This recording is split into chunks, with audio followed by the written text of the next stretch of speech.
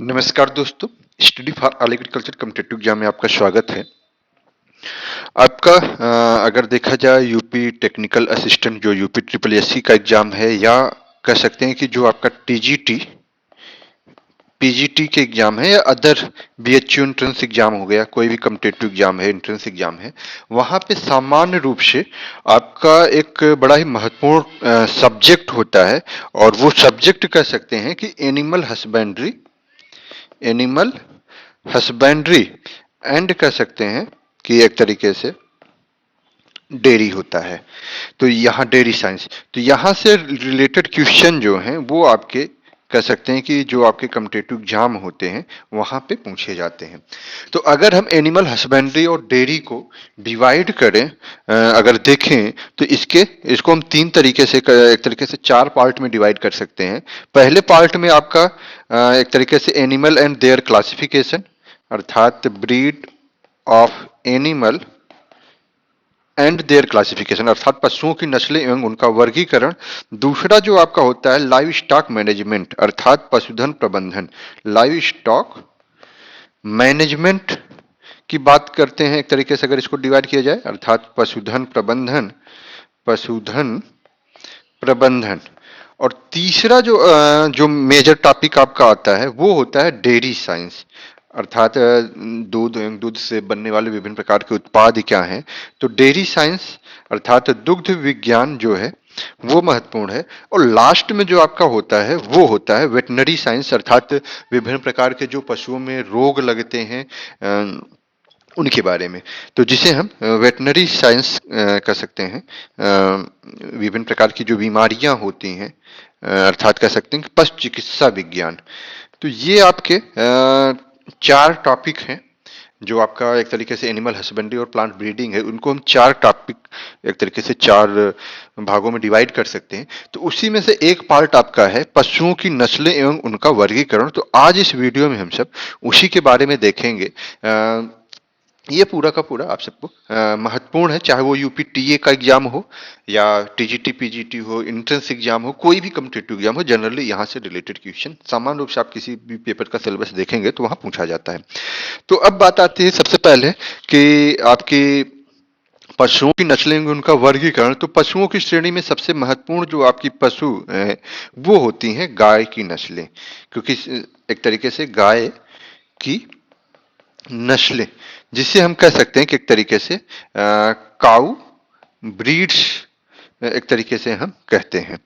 तो इनके बारे में हम सबसे पहले देखते हैं। जैसे गाय की नस्लें हैं, फिर उसके बाद आपका बुफैलोज हैं, गोट हैं, शीप हैं। तो ये कहीं न कहीं आपके विभिन्न पशु हैं जिनकी नस्लों के बारे में तो एक-एक करके हम देखेंगे। तो गाय की जो नस्लें हैं अगर उनको हम देखें तो अकॉर्डिंग टू उपयोगिता, अर्थात कह सकते हैं कि उपयोगिता के आधार पे इनको हम तीन भागों में डिवाइड करते हैं। किसके आधार पे? उपयोगिता के आधार पे। एक तो आपकी होती हैं दुधारू नस्लें। दूसरा आपका होता है भारवाही नस्लें। और तीसरा आपका जो होगा वो होता है द्विकाजी नस्लें। तो ये बड़े ही महत्वपूर्ण है किन्हें, एक तो आपके कॉम्पिटिटिव एग्जाम में ये पूछा जाएगा कि दुधारू नस्लें कौन सी काऊ की ब्रीड दुधारू है। दुधारू नस्लों को हम इंग्लिश में अगर देखें कभी कभी पूछ दिया जाता है, इसे हम क्या कहते हैं? Milch breed. तो ये आपकी मिल्च ब्रीड्स हो जाएगी। भारवाही नस्लें के हम क्या कहते हैं? ड्रॉट ब्रीड्स एक तरीके से। और जो हमारा कह सकते हैं कि द्विकाजी नस्लें होती हैं वो क्या होती हैं? Dual purpose. तो ये हमारा ड्यूल पर्पज कह सकते हैं कि ब्रीड्स हो जाएगी। तो ये आपके कॉम्पिटिटिव एग्जाम में पूछी जाती हैं। इनकी मिल्च ब्रीड्स किसे कहेंगे, भारवाही किसे कहेंगे और द्विकाजी किसे कहेंगे और कौन सी ब्रीड्स होती है। तो हम इनके बारे में एक एक करके देखेंगे। सबसे पहले तो अगर हम मिल्च ब्रीड्स की बात करें, जो दुधारू नस्लें मीन्स ऐसी नस्लें जिनका मुख्य रूप से हम मिल्क प्रोडक्शन के लिए अर्थात दूध के लिए हम पालते हैं, वो हमारी दुधारू नस्लें कहलाएंगी। ड्राट ब्रीड्स अर्थात भारवाही नस्लें वो नस्लें होती हैं जो एक तरीके से पहले जो कृषि कार्य होते थे वो बैलों के द्वारा होते थे। तो जनरली जब बैलों के द्वारा कार्य करने के उद्देश्य से तो ऐसी नस्लें जो कृषि कार्य के लिए उपयोगी हो जाती थी, उनको हम एक तरीके से भारवाही नस्लों के रूप में पालते थे। और तीसरा हमारा द्विकाजी नस्ल है। द्विकाजी नस्ल में ऐसी नस्ल जो दूध का उत्पादन भी करती है और साथ ही साथ भारवाही जो अर्थात कृषि कार्य, इन दोनों के लिए वो उपयोगी होती है। तो ऐसी नस्लों को हम ड्यूल पर्पज ब्रीड्स या द्विकाजी नस्लें कहते हैं। कुछ आपके महत्वपूर्ण है, जैसे कि हम अगर बात करें तो एक अच्छी तकनीक से पाला हुआ सांड 2 वर्ष 6 माह में एक तरीके से प्रजनन योग्य हो जाता है। और सामान्य रूप से एक बड़ा ही महत्वपूर्ण है, जो कॉम्पिटिटिव एग्जाम में आपके डायरेक्ट क्वेश्चन पूछा जाता है। औसत जो आपका गाय और भैंस होती है, ये जो गाय एवं भैंस होंगी, इसको नोट कर लीजिएगा आप सभी, पीडीएफ में शेयर कर दूंगा। गाय एवं भैंस में औसत जो दूध देने का अवधि होती है, औसत दुग्ध काल जिसे हम कहते हैं, लैक्टेशन पीरियड जिसे हम कहेंगे, दुग्ध काल। तो ये जो औसत होता है दुग्ध काल या लैक्टेशन जो पीरियड होता है वो कितने दिन का होता है? सामान्य रूप से 300 दिन होता है, अर्थात 10 माह। तो ये महत्वपूर्ण है, ये आपके कॉम्पिटिटिव एग्जाम में कई बार कॉम्पिटिटिव एग्जाम में पूछा गया है। दूसरा इसमें एक और भी महत्वपूर्ण है कि जो हमारी गाय होती है, गाय गर्भधारण करने के कितने दिन बाद बच्चा देती है? तो कह सकते हैं कि गर्भ धारण अवधि क्या होगी, ये आपके कॉम्पिटिटिव एग्जाम में पूछा जाता है। अगर आपकी गाय है तो उसमें गर्भ धारण अवधि कितनी होगी? 282 दिन किसमें होती है? गाय में होती है। ये टीजीटी जैसे एग्जाम में पूछा गया है, UP TGT exam, other exam में ये पूछा गया है।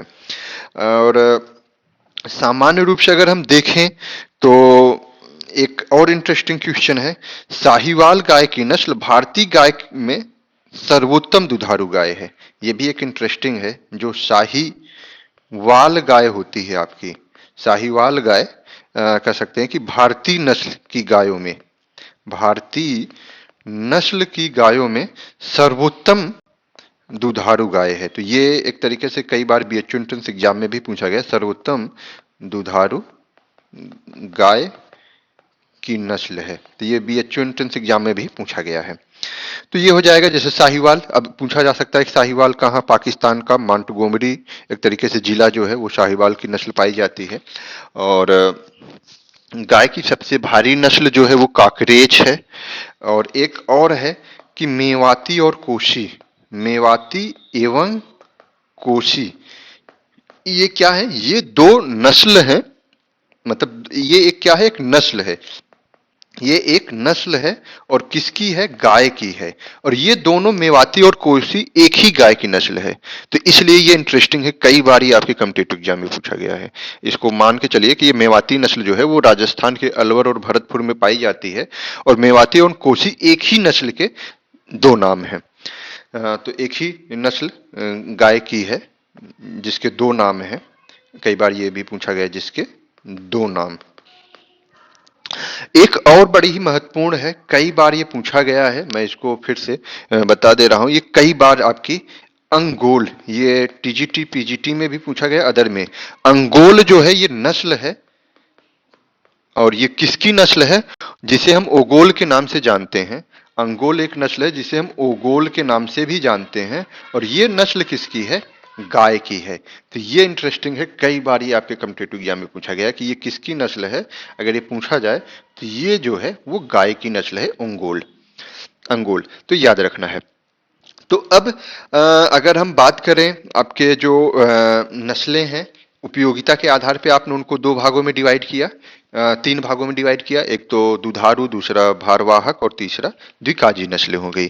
अब अगर हम इनको अदर तरीके से डिवाइड करें तो गाय की नस्लों को तो उत्पत्ति के आधार पे कर सकते हैं, उत्पत्ति के आधार पे कर सकते हैं। तो उत्पत्ति के आधार पे या ओरिजिन के आधार पे तो हमारी जो गाय की नस्लें होती हैं वो एक तो होती हैं भारतीय नस्लें, सिंपल सा क्या होगा? एक हमारी भारतीय नस्लें होंगी, भारतीय नस्ल, और दूसरी हमारी कौन सी होती हैं, विदेशी नस्लें। तो एक इंटरेस्टिंग है, कई बार पूछा जाता है, तो विदेशी नस्ल, तो जो भारतीय नस्ल होती है वो क्या होता है, कुबड़धारी होते हैं, उनमें कुबड़ पाए जाते हैं, कुबड़।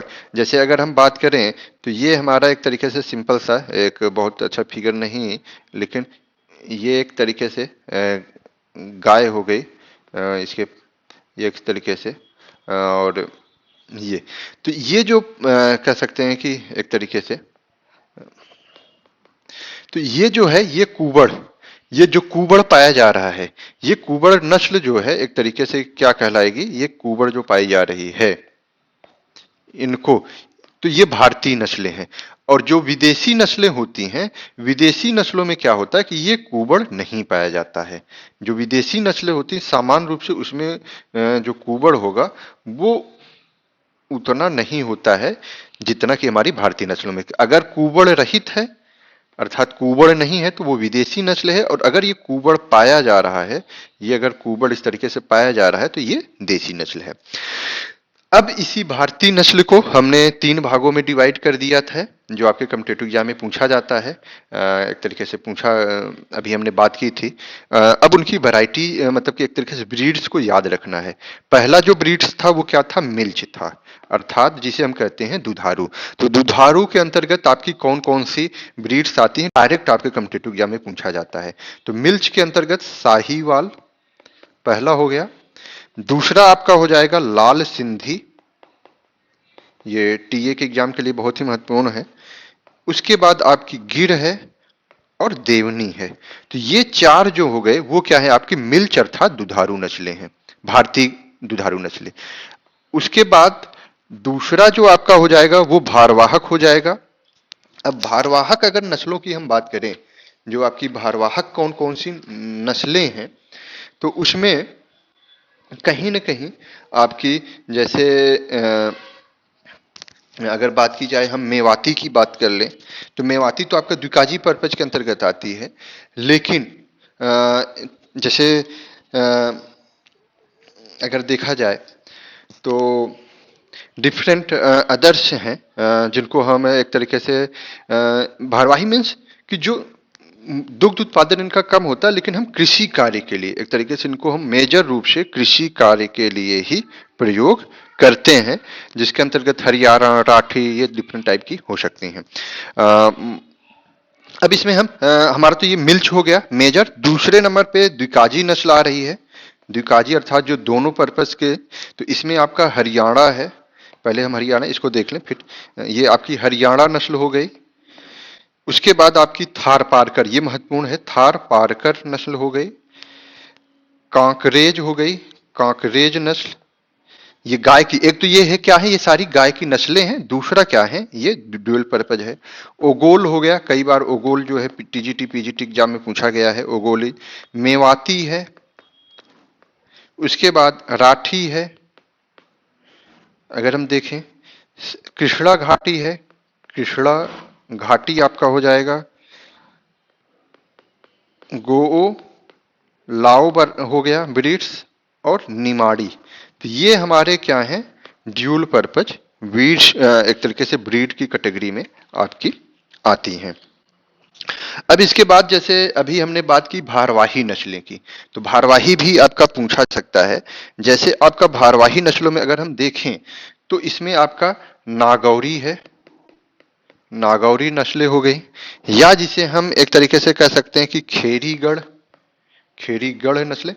सामान्य सा जो मिल्च है या ड्यूल पर्पज है, उनसे अलग जितनी भी हैं वो कहीं न कहीं आपकी क्या है, भारवाही नस्लों की श्रेणी में आपकी आ रही हैं। तो ये एक तरीके से याद रखने की जरूरत है, बड़े ही महत्वपूर्ण हैं, आपके कॉम्पिटिटिव एग्जाम के दृष्टिकोण से पूछे जाते हैं। तो ये तो आपका देसी नस्लें हो गई। अब जो विदेशी नस्ल है, अब अगर हम देखें विदेशी नस्ल को, तो विदेशी नस्ल को भी 2 भागों में डिवाइड किया गया है। एक तो होता है मिल्च पर्पज से, अर्थात दूध के लिए, और दूसरा हम जो होता है वो मीट पर्पज से, अर्थात गाय की कुछ ऐसी नस्लें होती है जो मीट पर्पज से भी पाली जाती हैं। जैसे आपका मिल्च पर्पज से होल्स्टीन फ्रीजियन है, होल्स्टीन फ्रीजियन है, तो ये एक तरीके से आपका हो जाएगा। ब्राउन स्विस है, गर्नसी है, जर्सी है, तो ये सारे आपके दुधारू नस्लें की श्रेणी में आते हैं। तो चलिए यहां तक क्लियर हो गया। गाय को हम एक तरीके से उपयोगिता के आधार के तीन तरीके से, उत्पत्ति के आधार पे भारतीय नस्ल, विदेशी नस्ल, भारतीय नस्ल को मिक्स अर्थात दुधारू, द्विकाजी और ये दुधारू हो जाएगा, ये द्विकाजी हो गया, और ये भार वाहक नस्लों के रूप में डिवाइड कर रहे हैं। अंगोल ये कई बार आपके कॉम्पिटिटिव एग्जाम में आया है। जो विदेशी नस्लें हैं वो भी दुधारू नस्लों और मीट पर्पज के लिए यूज होती हैं। तो यहाँ तक मुझे लग रहा है कि ये इंटरेस्टिंग है, आप सभी को समझ में आ गया होगा। अब इसके बाद अगर हम बात करें जो एक इंटरेस्टिंग और है, वो है जूलॉजिकल क्लासिफिकेशन ऑफ एनिमल्स। तो ये बड़ा महत्वपूर्ण है आपका, कई बार जो कह सकते हैं कि कॉम्पिटिटिव एग्जाम में पूछा गया है जूलॉजिकल क्लासिफिकेशन ऑफ एनिमल। यहाँ से भी जनरली एक क्वेश्चन आपका पूछ लिया जाता है। जैसे आपके कैटल, तो सबसे पहले तो यही बात आती है कैटल किसे कहते हैं। तो कैटल अगर आप बात कर रहे हैं, जब हम काऊ अलग हो गया, काऊ मीन्स गाय, लेकिन जब गाय और जो आपके बैल हैं उन दोनों को, तो उनको हम क्या कहेंगे, कैटल कहेंगे। तो अब इसका जो गाय है वो क्या है, एनिमेलिया है, अर्थात जंतु, जानता है जंतु है। कोरडाटा पाया जाता है, मैमेलिया है, अर्थात ये स्तनधारी होते हैं। इसकी जो फैमिली है, ये याद रखना है, ये फैमिली जो होती है बड़ी महत्वपूर्ण हो जाती है। फैमिली, जीनस और उसके बाद आपकी स्पीसीज। तो इन तीन को हम देखेंगे जो महत्वपूर्ण है आपके डिफरेंट। तो इसमें से सबसे पहला तो आपका जैसे कैटल है, कैटल मीन्स गाय और बैल। तो गाय और बैल की जो फैमिली होगी वो पूछी जाती है। क्या है फैमिली, वो है आपकी बोविडी। ये कई बार कॉम्पिटिटिव एग्जाम में पूछी गई है। तो इसकी फैमिली आपकी बोविडी हो जाएगी। और इसका जो जीनस है, अर्थात इसका जो वंश है, जीनस मीन्स वंश, तो वंश जो है वो बॉस है, सिंपल सा बॉस। और जो आपकी टॉर्सस स्पीसीज, दो स्पीसीज पाई जाती है, एक तो टॉर्सस स्पीसीज, टॉरस सॉरी हम कहेंगे टॉरस स्पीसीज कहेंगे। तो जो ये टॉरस स्पीसीज है वो आपके विदेशी है। जो विदेशी गाय होती है उसे हम बॉस टॉर्स कहेंगे, और जो इंडियन स्पीसीज है उसे हम इंडिकस के नाम से जानते हैं। तो ये कई बार पूछा जाता है। तो अगर यहाँ इंडियन काउ ब्रीड की बात होगी तो Bovidae family Bos genus Bos indicus कहेंगे, और अगर विदेशी नस्ल है तो बॉस बॉस टॉर्सस कहते हैं। तो ये तो हमारा गाय और एक तरीके से सांड के केस में हो जाएगा। दूसरा जो महत्वपूर्ण आपका है वो है बुफैलो। बुफैलो का भी कई बार अर्थात पूछा जाता है। बुफैलो मीन्स एक तरीके से भैंस। तो भैंस का जो आपका जाहिर सी बात है सब कुछ वही है, लेकिन इसकी जो फैमिली है वो भी बोविडी ही है। गाय और भैंस की फैमिली सेम है, अर्थात दोनों एक ही फैमिली से बिलोंग करते हैं, और दोनों की जो जीनस है वो भी एक ही है, अर्थात बॉस ही है। अर्थात गाय और भैंस की फैमिली और जीनस एक है, बोविडी एंड बॉस। लेकिन इसका जो आपका नस्ल होता है, स्पीसीज होती है, जो स्पीसीज या प्रजाति जिसे हम कहते हैं, स्पीसीज को हम हिंदी में प्रजाति कहते हैं, तो प्रजाति अलग होती है। इसकी जो प्रजाति होती है उसे हम कहते हैं एक तरीके से बुबैलिस। तो पूछी जाती है। और ये बुबैलिस क्या है, ये भारतीय भैंस है। और वहीं अगर कैफर हो गया तो ये अफ्रीकन भैंस। अफ्रीकन भैंस को हम बॉस कैफर बोलते हैं, और बॉस बुबैलिस वो आपकी भारतीय भैंस है। तो ये इंटरेस्टिंग है, कॉम्पिटिटिव एग्जाम में पूछा जाता है। भैंस के बारे में हो गया। अब अगर यहीं हम बात करें भेड़, आपकी जो भेड़ होती है, तो भेड़ का एक तरीके से अगर देखें तो फैमिली बोविडी ही है। मैं इसलिए बार बार नहीं लिख रहा हूं कि इससे ये याद होता रहेगा। इसकी फैमिली तो आपकी भेड़ की भी बोविडी ही, लेकिन यहाँ जो जीनस है वो चेंज हो जाता है। यहाँ भेड़ का जो जीनस है, अर्थात जो सीप का जीनस है वो क्या है, ओविस है। यहाँ क्या है, वो ओविस। और इसकी जो होती है वो एरीज कहलाती है, अर्थात जो प्रजाति है वो एरीज प्रजाति है। एंड उसी तरीके से हम गोट देखें, अर्थात हम अगर बात करें बकरी की, तो बकरी की भी फैमिली बोविडी होगी, और उसकी जो जीनस है वो जीनस अलग है, और ये कई बार पूछा गया है। कैप्रा, कैप्रा और इसकी जो स्पीसीज होगी उसे हम हिरकस कहते हैं। तो याद रखना है, बकरी की जीनस और स्पीसीज क्या है? कैप्रा हेरिकस। और अगर भेड़ है तो ओविस एरीज है। तो ये हमारे हो गए बकरी हो गए। अगर हम बात करें सुअर की, स्वाइन, स्वाइन अर्थात सुअर, तो सुअर का भी फैमिली एक तरीके से अब यहाँ चेंज हो जाएगी। सुअर की जो फैमिली है वो अब चेंज हो जा रही, अर्थात गाय, भैंस, बकरी और भेड़, इनकी फैमिली एक ही है। और गाय और भैंस की जीनस भी एक है, लेकिन जो भेड़ और बकरी है उनके जीनस अलग अलग हैं। तो ये आपका श्यूडी, अर्थात अगर हम बात करें सुअर की फैमिली, तो वो श्यूडी फैमिली है, श्यू डी फैमिली के अंतर्गत आता है। और इसका जो जीनस है वो सस है, और इसका सस इंडिकस, सस कैप, सैक्रोफा, सस डोमेस्टिका, ये 3 तरीके के पाए जाते हैं। लेकिन ये जो आपके हैं बहुत ही महत्वपूर्ण है, ये आपका बॉस बुबैलिस बहुत महत्वपूर्ण, बॉस इंडिकस, ये सब बड़े ही महत्वपूर्ण है कॉम्पिटिटिव एग्जाम के दृष्टिकोण से। अब इसी तरीके से आपका सुअर हो गया। अब हम कैमल्स की बात कर लें या हम ऊंट की बात कर लें, तो जो ऊंट होते हैं या कैमल होते हैं, कैमल अर्थात हमारा ऊंट जो है वो एक तरीके से कैमेलिडी फैमिली, इसकी जो फैमिली होगी वो आपकी क्या होगी? कैमेलिडी फैमिली। तो ये पूछा जा सकता है, जनरली हमें जानना भी चाहिए, बहुत ऐसा नहीं है कि टिपिकल है। कैमेलिडी फैमिली, कैमलस बैक्ट्रोनस, तो ये एक तरीके से है। घोड़ा जो होता है, घोड़ा इक्वस कुबेलस के नाम से जाना जाता है। डंकी, गधा, तो गधा और जो घोड़ा होता है इनकी फैमिली एक ही है, कैमेलिडी है। और उसी तरीके से जो आपका ऊंट होता है इनकी भी फैमिली एक ही होती है। तो यहाँ ये जो इंटरेस्टिंग थे हम उनके, क्योंकि बहुत डीपली दिया गया तो इतना डीपली नहीं। अब इसी में अगर हम ह्यूमन की बात कर लें, ह्यूमन बींग, तो ह्यूमन जो होता है उसे हम क्या कहते हैं? वो एक तरीके से इसका जो ऑर्डर है वो प्राइमेट्स है, प्राइमेट्स। और इसकी जो फैमिली होगी वो क्या होगी? होमिनिडी होगी। इसकी फैमिली जो होगी वो होमिनिडी होगी। और इसका जो जीनस है वो होमो है, और इसकी जो स्पीसीज है वो सैपियंस है। तो ये एक तरीके से सैपियंस, तो ये कॉम्पिटिटिव एग्जाम में आपके पूछा जाता है, होमो सैपियंस। तो यहाँ तक हम कह सकते हैं कि एक तो हमने उपयोगिता के आधार पे देख लिया, एक दूसरा हमने इंडिजिनस अर्थात उत्पत्ति के आधार पे देख लिया, और तीसरा हमने देख लिया एक तरीके से जूलॉजिकल क्लासिफिकेशन।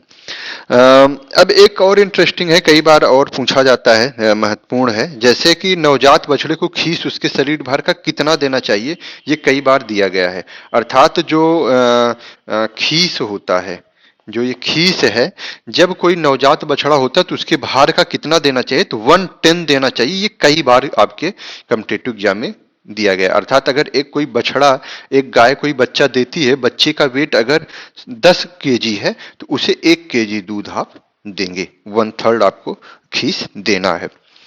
तो ये एक तरीके से द हीट पीरियड, गाय और भैंस का जो ऋतुकाल होता है वो 24 से लेकर 26 घंटे तक होता है। 24 से लेकर 36 घंटे तक क्या होता है आपका? Heat period. तो ये इंटरेस्टिंग है, कई बार ये पूछा जाता है। और अगर हीट साइकिल कितनी होती है? हीट साइकिल अर्थात एक बार अगर उनमें एक तरीके से गर्भाधान नहीं हो पाया तो फिर 21 दिन बाद ही हीट साइकिल फिर दोबारा आती है। तो ये हो गया। और अगर हम बात करें सामान्य रूप से जो टेम्परेचर होता है, गाय और भैंस अगर हैं तो उनका टेम्परेचर, तापक्रम क्या होगा सामान्य रूप से? तो 101.5 फ़ारेनहाइट। तो ये याद रखना, ये फ़ारेनहाइट है, ना कि सेल्सियस है। तो ये सब इंटरेस्टिंग है। तो ये हमारा हो गया गाय की जो विभिन्न प्रकार की नस्लें हैं उनका वर्गीकरण हो गया। अब नेक्स्ट वीडियो में हम जो एक एक नस्ल है उनके क्या अपने लक्षण होते हैं उनके बारे में देखेंगे। उम्मीद है ये आप सभी को ये जो वीडियो होगा ये लाभकारी होगा आपके कॉम्पिटिटिव एग्जाम के लिए।